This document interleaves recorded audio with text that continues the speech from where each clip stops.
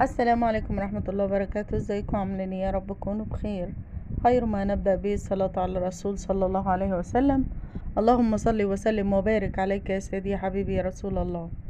اللهم ارحم امي امهات المسلمين، اللهم امين يا رب العالمين. لو اول مرة تشوفوا القناة بتاعتي يا بنات، ارجو منكم بالله عليكم دعمي باللايك والاشتراك وفعل الجرس عشان يوصلكم كل جديد، وجزاكم الله كل خير.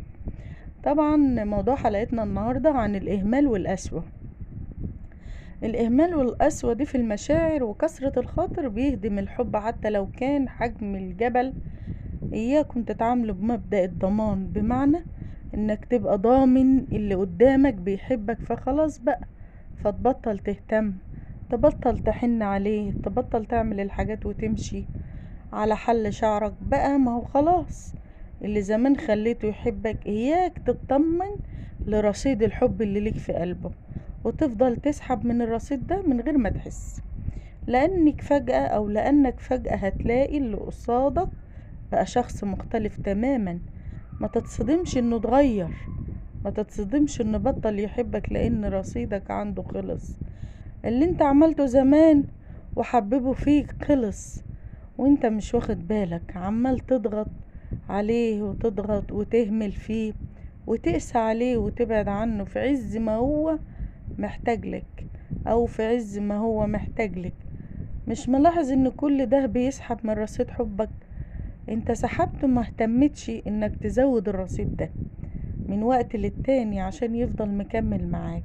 الحنية والاهتمام يا جماعة والتقدير بالكلام والفعل هم وقود الحب، هم الرصيد اللي انت بتعمله ايداع في قلب حبيبك، لان مفيش حب بيدوم غير لما تهتم بيه. لو عايز حبك يعيش العمر كله، خد بالك منه واهتم بيه وحافظ عليه قبل ما يموت، وساعتها هتندم او هتندمي ومش هتعرف ترجعه تاني، لان اللي بيموت ما بيرجعش للحياة تاني. اللي يرمي ودانه للناس ويخلي بيته وحياته كلها عارفاها هيخربوا بيته. محدش بيحب مصلحة حد، كل عايز خراب في الزمن ده. اتعلم وافهم قبل فوات الأوان. اتقي الله في اللي معاك أو اللي معاكي. النصيحة للزوجين سواء زوجة أو زوج، ربنا هيكرمك بالحلال كله بركة ورضا من ربنا. وقول الحمد لله، من حمد ربه زاده. ارضى بما كتب الله لك تكن أغنى الناس. طبعا الحنية والإهمال والقسوة بيفضلوا في الذاكرة. طبعا عارفين ايه السبب الرئيسي اللي بيخلي الست تحب جوزها وتبقى شايلاه في عيونها وعايزة تريحه طول الوقت وما تبقاش سبب في ضيقته ابدا؟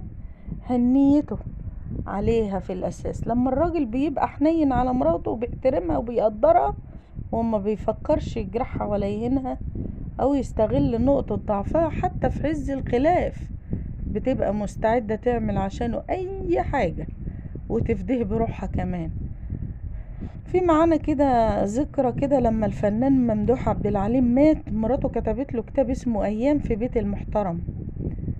اختارت لجوزها وصف واحد بس هو المحترم، وده لان مفيش ست بيأثر فيها قد اللي احترمها وقدرها واكرمها واكرم اهلها.